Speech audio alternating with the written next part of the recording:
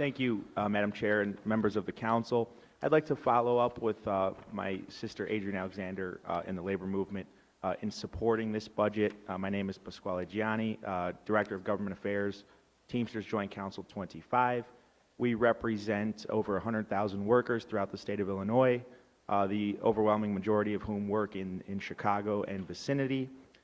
We have a great saying with the Teamsters: we represent workers from A to Z, because we literally have airline pilots to zookeepers and everybody in between. So as you can imagine, a number of proposals that were on the table we started out concerned with that had the tendency to affect some of our members, starting with the liquor tax. We were happy to see that come off the table because of the great number of members that we felt could have been affected that work in the distribution network for liquor.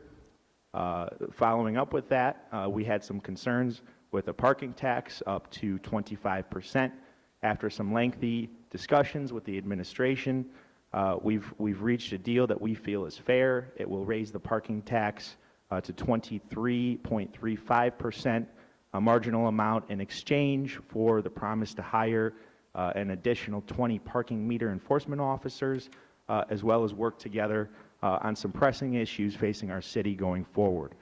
Again, this is all with the most important consideration that none of our members that work for the city of Chicago are going to be facing cuts, layoffs, furloughs, and we're very, very proud of that. We thank the administration for its work and working with us on this budget, as well as all of the members of the council who had an open ear from myself and others throughout this process. So thank you all and have a terrific holiday. Thank you. That ends the public comment period. We have one item on the amended agenda this morning. Item number 1 from the Department of Budget and Management, a substitute ordinance amending municipal code titles 3, 4, 9, and 10, which relates to revenue derived from certain taxes, fines, and fees, the 2025 Municipal Code Revenue Ordinance, and authorizing the levy of real estate taxes for the City of Chicago for fiscal year 2025. There is a substitute ordinance which was prepared and sent electronically to everyone. Is there a motion to accept the substitute? So moved by Alderman Rodriguez. All those in favor signify. We will take a roll call. No, we call for a roll call. We're going to take a roll call. Alderman Mosley, are you virtually with us? You're the only one that I don't have. I'm present, Madam Chair. Okay. Alderman Conway. Yes. Alderman LaSpada. Yes. Alderman Hopkins. Alderman Hall. Alderman Mitchell. Alderman Harris. Alderman Beal. Alderman Lee. Alderman Harris is here. I'll come back to you. Alderman Lee. Yes. Alderman Ramirez. Yes. Alderman Quinn. No. Alderman Lopez. No. Alderman Moore. Alderman Curtis. Alderman O'Shea. Alderman Taylor. Yes. Alderman Mosley. Aye. Alderman Rodriguez. Aye. Alderman Scott. Alderman Cicho Lopez. Yes. Alderman Burnett. Alderman Irvin. Aye. Alderman Taliaferro. Aye. Alderman Cardona. No. Alderman Wagisback. No. Alderman Rodriguez Sanchez. Aye. Alderman Ramirez Rosa. Yes. Alderman Villegas. Alderman Mitz. Alderman Spizzato. Alderman Vasquez. Aye. Alderman Riley. No. Alderman Knudsen. Alderman Martin. Aye. Alderman Silverstein. No. Chairman Dowell votes yes. Alderman Hopkins. Alderman Hall. Alderman Mitchell. Yeah. It's a yes or no vote. Alderman Harris. Okay, Alderman Mitchell, I have you as an aye. Alderman Curtis, Alderman Scott, Villegas, Mitz, Spizzato, Riley voted no. Knudsen. 21 ayes, 7 nays. The substitute ordinance is accepted and is before this committee at this time. Alderman Beal. Madam Chairman, can you tell me what the ordinance was that we just substituted? We just substituted an ordinance amending, I read it, amending municipal code titles 3, 4, 9, and 10. Was this an amendment to the ordinance that was voted down? I will let the corporation council respond to that.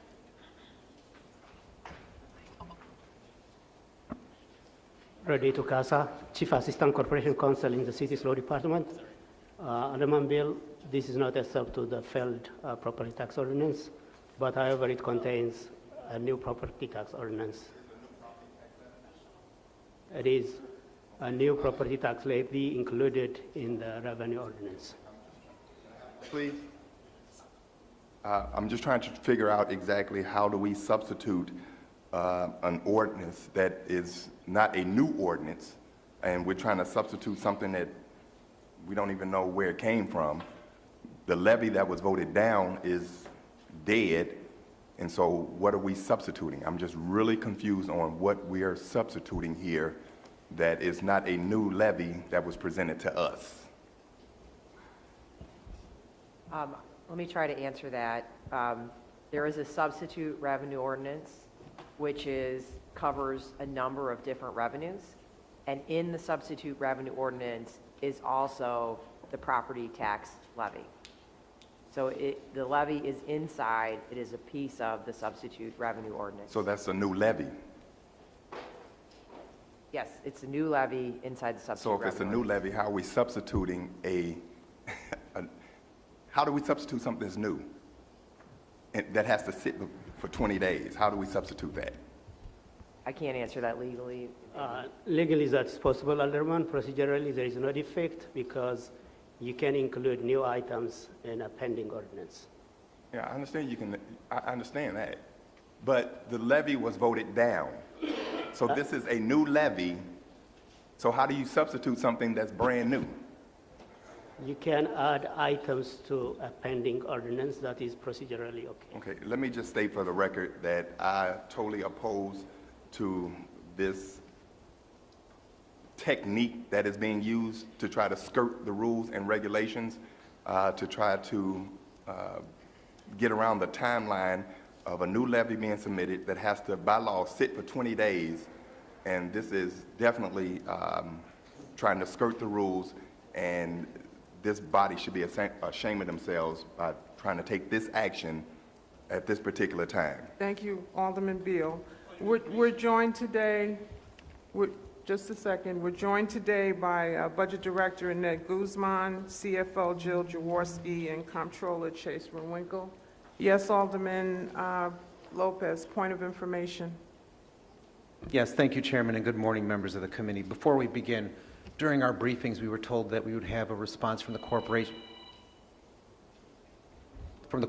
Council with regards to the legality of the state law of doing a property tax levy in this manner. Do we have that answer from the Corporation Council? Because I haven't seen it. And it was requested in writing, so if you could prepare it for us. Yeah. The answer is that, Alderman Lopez, if you're asking whether the 20 days ahead. I'm asking for the in-writing response to the question about the 20-day window that was mentioned in our briefings. I asked for that to be prepared in writing by the Corporation Council, and I have not received it. Do we have that? Yes, we have it. Can you share that with us, please, before we Share. begin? Thank you, Chairman. Thank you. In the box, we have members from the Department of Law. We also have members from the respective departments, Budget, Finance, and the Comptroller's Office. We're also represented by people from CDOT, the Clerk's Office, and BACP. I'll turn it over to Annette Guzman. Good morning, members of City Council. Thank you for having us this morning. Before you in the revenue ordinance package are a number of revenues to support the 2025 budget. As we have discussed over the last several weeks, and in the briefing that you received last week, this includes 6 city-controlled taxes and 10 city-controlled fines and fees. Just to briefly and high level go through the city-controlled taxes, includes an increase to the parking rate tax from 22% on weekdays and 20% on weekends for parking garages and valets to 23.25%. It extends and expands the congestion surcharge for the downtown zone area that is currently in place from 6 a.m. to 10 p.m. Monday through Friday at a rate of $1.75 surcharge. It expands it to Saturday and Sunday between the same hours and lowers the surcharge amount to $1.50. It increases the checkout bag tax from 7 cents per bag to 10 cents per bag, with 9 cents retained by the city and 1 cent retained by the retailer. It increases the personal property lease tax from 9% to 11%. It increases the rate of the city's amusement tax that's applied to streaming services and cable TV from 9% to 10.25%. And it includes the property tax of $68.5 million, which would be the CPI-based property tax had we assumed the CPI increased the last 2 years. For the city-controlled fines and fees, there are two that are administered by the Department of Finance. One is the Vehicle Violation Amnesty Program. Between the period of April 1st, 2025 and June 30th of 2025, the city will administer an amnesty program for those who have incurred vehicle violations on or before December 31st, 2023. If they pay the debt owing to the city, any penalties that have incurred or accrued on top of that debt will be waived. Secondly, a second amnesty program is our Public Way Amnesty Program for those who have incurred violations related to commercial driveway permits and private benefit signs on or before December 31st, 2023. If they repay their debt to the city, all penalties owing will be waived as well. The next 5 fines and fees are related to the administration of those fines and fees by the Department of Business Affairs and Consumer Protection. The first increases the 2-year license for wholesale food establishments from $660 every 2 years to $1,320. The second is the license for public chauffeurs and pedicab drivers from a 2-year license of $5 to $40. The next is a increase of the fines for those who do not comply with the city's business license ordinances. The fines will range or increase to a range of $400 to $5,000 depending upon the extent of the violation. The next one is the public vehicle fine for those who are not in compliance or who are found out of compliance with the city's public vehicle ordinances. The fine will now range from $75 to $1,000 depending upon the extent of the violation. And then we're also updating the wheelchair accessibility fund to extend the eligibility of costs to include administrative costs for administering the fund, as well as expanding the description of the types of programs that are eligible to be funded by the accessibility fund to include a centralized dispatch program for the for the pickup and restoration of unoccupied wheelchairs for those who have experienced a medical emergency. The next one is a new fee and fines administered by the Department of Transportation for utilidors, access as well as noncompliance with the city's ordinances. The last three pertain to the clerk's office. The first is an increase over 2 years of the annual residential permit parking fee, the vehicle sticker from $25 to $30 in 2025, and from $30 to $35 by 2026, keeping the senior rate frozen at $25. The daily residential permit parking passes will increase from $8 for a book of 15 to $15 for a book of 15 passes. And then finally, the will tax transfer, reissue fee, and zone replacement fees will increase from $5 to $20, with the rate for seniors being frozen at $5. And with that, I will turn it back to you. Thank you. Any questions from members of the committee? I want to acknowledge Alderman Hatton and Alderman Mana Hoppenworth, who have joined us as non-members, and Alderman Mitz, who is requesting to join under Rule 59. Can I get a motion to allow Alderman Mitz in? Alderman O'Shea so moves. All those in favor signify by saying aye. Opposed? In the opinion of the chair, the ayes have it. Alderman Mitz, are you with us? Okay. Any questions from members of the committee?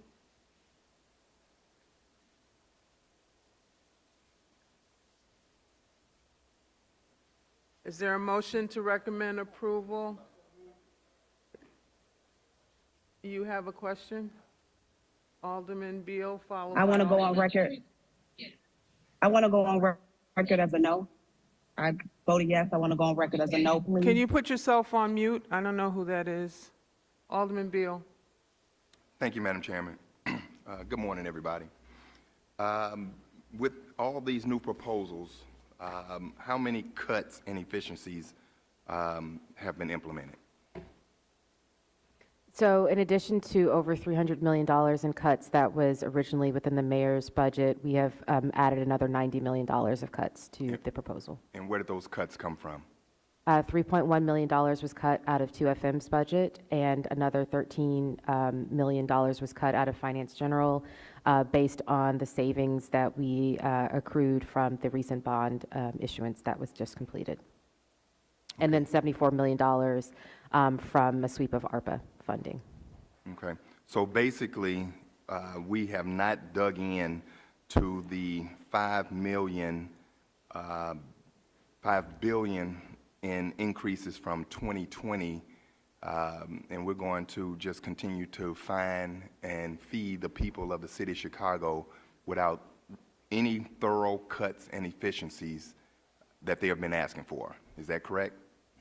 The $5 billion increase that you're talking about is in grants, special revenue, and the enterprise funds. The city's corporate fund has only grown by $1 billion. Okay. So out of all those programs are going to continue to be funded throughout 2025? Which program are you The $5 referring to? billion worth of programs that have been That are added. not in the corporate fund? Yes. Yeah, those are funded by special revenue funds, our enterprise funds, and our grants, and those are dollars that we receive for a particular purpose. Okay. How much money has been added this year to the mayor's budget? We've added funding for the One System initiative and for rapid rehousing to assist with our continued support of our homeless services. We have added funding to our youth programming and a couple of additional funds within departmental budgets to support operations. Okay. And I asked for a dollar amount. $50 million. $50 million. $50 million. Wow. And how much is being added to the Department of Housing's budget for homelessness? I don't have that number off the top of my head, but it's very little from the corporate fund. It's mostly grants. Okay. And bond Regardless if it's grants or not, I want to know bottom line, how much money is being added to the corporate, to the housing. We'll Budget. get that number for you. Okay. Can I get it before you leave today? Of course. Okay. So 50 million being added. The budget is still bloated. And we're going to go ahead and accept this. This is not what the people of the city of Chicago are asking for. The people of the city of Chicago are asking for cuts and efficiencies, not layoffs, because that's the narrative they want everybody to believe, that we are pushing for layoffs and that people will be affected with that. But there's enough bloat, fat in this budget to balance it without 300 million, without 150 million, without 68 million. There's enough. If you take away just the 50 million that the mayor's added to his budget, now you're down to 16 million. I'm sorry, 38 million. That's a problem. But God bless you. God bless the people of the city of Chicago. And just as a point of clarification, the increase is not in the mayor's office at all. Alderman Lopez. Again, good morning, Chairman. Good morning, members of the committee, and good morning to all of our departments here. What is the change from the 2024 levy to the 2025 proposed levy? It's an increase of 68.5 million.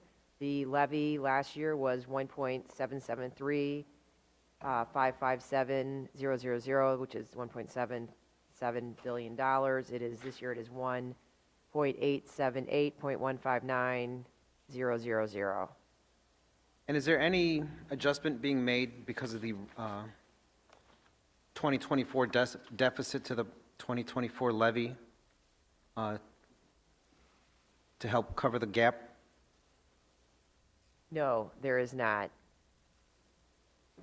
So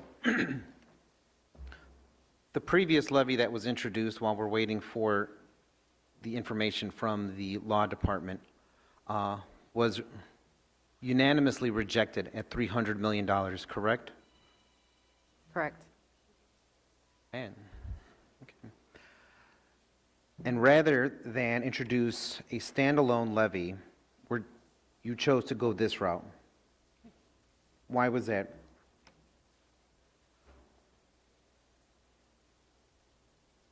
I don't understand the question. Can you repeat? Rather than introduce a standalone ordinance for a property tax levy, the administration chose to do it as a substitute to the revenue ordinance for next year, after the defeat of the previous standalone ordinance. Why was that calculation made? We presented a substitute ordinance of all of the revenue that's before City Council for consideration. And to my colleague's point about where we are and what people want, we've previously shared with you, the mayor, and all the members of the city council that 63% of Chicagoans polled support cutting vacant positions across the city departments. 51%, over half the city, supports reducing departmental budgets by 5%. Do you think that what you're proposing to fund has accomplished those goals, that is the true value, that are the true values of our Chicagoans? Alder, I think that, we have equally, gone to the City of Chicago residents and asked them what they'd like to see in this budget. We've put out a report of that as well. We cut over 400 positions, over 700 positions in this budget. We have cut departmental budgets by at least 3%. Many departments were cut by more. And so we have both dug into departmental cuts across the board. We have, inclusive of vacancy reductions, to the point of not impinging upon or infringing upon service provision that a lot of our residents do depend on. You know, I feel like we're having a split conversation here, and I know that we're going to get into the budget at 12 o'clock. We're going to get into the specifics of where the money is going, but I don't necessarily believe that this administration has been honest, truthful, or collaborative in addressing the concerns that many of us in this room have. I think that when we look at what the voters tell us, you know, to say we're hearing one thing and you're hearing another, one of us is being truthful. One of us is actually connected to reality, and I think time is going to show which one of us is correct. Madam Chairman, I cannot support this because this entire exercise has just been a push forward to give cover to folks who want to vote yes, to give an excuse to charge taxpayers without telling them what the true cost of government is. We put forward a request saying to go back to 2020 to see what that looks like. No answer, no response. There's many ways that we could have continued to have this conversation across the board, but a manufactured crisis was given to us to try to force our hand and threaten us with being here through the holidays to get the job done. Thank you, Alderman Lo. Yeah. Is my 10 minutes up? No, Because no, I you didn't hear you don't have 10 minutes. Oh, yes, I do, actually. The rules of order say I've got 10 minutes. All right, you got 50 seconds. Let's go. I mean, we could go through the rules if you want. I will be voting no. And I think many of Chicagoans want to see us to do better when it comes to what we're asking for and how we're spending it. And this is not it. And I don't think our respective constituencies are going to support their aldermen for just jumping to say yes when they should be standing up to say no. Thank you, Alderman Lopez. Alderman Riley. Thank you, Madam Chair, and good morning to the budget team. I wanted to follow up on a couple of Alderman Lopez's questions, and one I think that a lot of us would like an answer to is, how many funded vacancies are being carried over into 2025, so the number of positions total, and the price tag associated with that carryover? That should be right at your fingertips. I think that we've provided you that information. But I'd like it on the record, please. So we'll get you, I'll get that. No, I don't have it I'd in like front it of me. said on the record, please. We're in a I public don't- hearing. I didn't bring it with me, That's but we have provided that to you through the chair. okay. Well then, since you won't answer the question publicly, Budget Director, I'll just state for the record that it's thousands of positions and it's millions and millions of dollars. So congratulations for cutting a few hundred vacancies. Not nearly good enough. I also wanted to point out that the $50 million in the mayor's pet projects that you outlined is pretty close to 65%, 70% of the total property tax that you're going to be foisting on taxpayers if this is approved. And I'd like to remind my colleagues that all of our respective constituents work in well, many of them work in the central business district. The people that work here do not just reside in the 2nd, 42nd, 34th, and 3rd wards. They reside in all 50. And so when those constituents are hailing an Uber home from their late night shift working in the hospitality industry from downtown, now on a Saturday or Sunday night, they'll have their local alderman to thank for taking money out of their pocket that they worked till 3 in the morning to earn just so they can get home safe because the CTA is too dangerous. Now, let's also look at the parking garage fees. We already have the highest parking garage tax in the entire nation. Congratulations, Chicago. And now you're about to make it even bigger. Wonderful news. When you're at the grocery store and you're paying for your bag tax, that's now 10 cents. You can thank your local alderman for that one, too. And then, certainly the personal property lease going up 2 points. Again, one of the highest in the nation. I think it is the highest in the nation. At a time when our tech industry is starting to consider other locations to do business. Couldn't pick better timing for that $128 million tax, folks. And then we've got the city's amusement tax that'll be applied to streaming and cable television. So those of you who get that monthly bill, thank your local alderman. And then, of course, we've got that property tax. Started at $300 million. We must have a $300 million property tax or the city's going to go down in flames. Just kidding. 5 days later, No, we really need a $150 million property tax. Oh, wait a second, just kidding. We only need a $68.5 million property tax. What's the answer? You know, one of the earlier folks who testified during public comment, I think, made an excellent point. And I have a lot of respect for her. It's a representative from AFSCME. She pointed out, I think rightly so, that the city of Chicago for decades has been carrying a structural deficit. We have a spending problem in the city of Chicago. We don't have a revenue problem. We're spending far too much money. This government is bloated. It's been exposed during these hearings. The one last thing I'd like to ask, Madam Chair, from the Budget Office and the Mayor's Office is the list of promises made to my colleagues to vote for this budget and the price tag associated with the promises made to each of my colleagues in exchange for their vote for this irresponsible budget. So I'd like that through the chair before a council vote on what I consider to be more of the same. You didn't do the work. This budget process has been a sham. And frankly, the lack of transparency and the lack of responsiveness from this administration to basic data requests from this city council and the crap that we were served and forced to sort through ourselves when this budget office works as much for the city council as it does for the mayor, what do we need a budget office for? Your job is not providing political cover for the mayor of Chicago. You're supposed to serve all of the people. And we do. We are half the equation here. We are the legislative body here. And you're asking us to vote on a bunch of promises and vague answers and platitudes. And the people of Chicago are tired of platitudes. And they're dying under a crush of taxes and fees. So I'm sorry, the people deserve much better, and I really do hope my colleagues think twice before they vote for this garbage. Thank you, Madam Chairman. Thank you, Alderman Riley. Alderman Rodriguez, do you renew your motion for approval of item number 1? Okay, roll call. I expected that. Hold on. No, I don't need you to remind me. Thank you. Vice Chair Conway.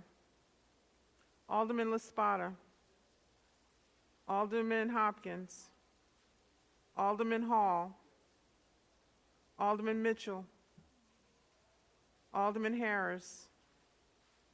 Alderman Beal. Alderman Lee. Alderman Ramirez. Alderman Quinn. Alderman Lopez. Alderman Moore.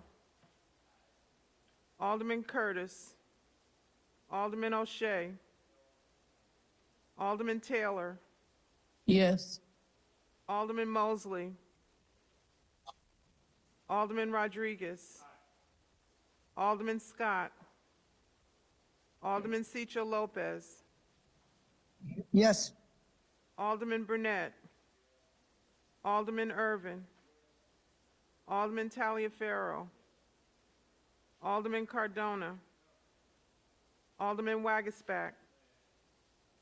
Alderman Rodriguez Sanchez. Alderman Ramirez Rosa. Alderman Villegas. No. Alderman Mitz. Alderman Spizzato. Alderman Vasquez. Alderman Riley. Alderman Knudsen. Alderman Martin. Alderman Silverstein. Chair Dowell votes yes. Vice Chair Conway.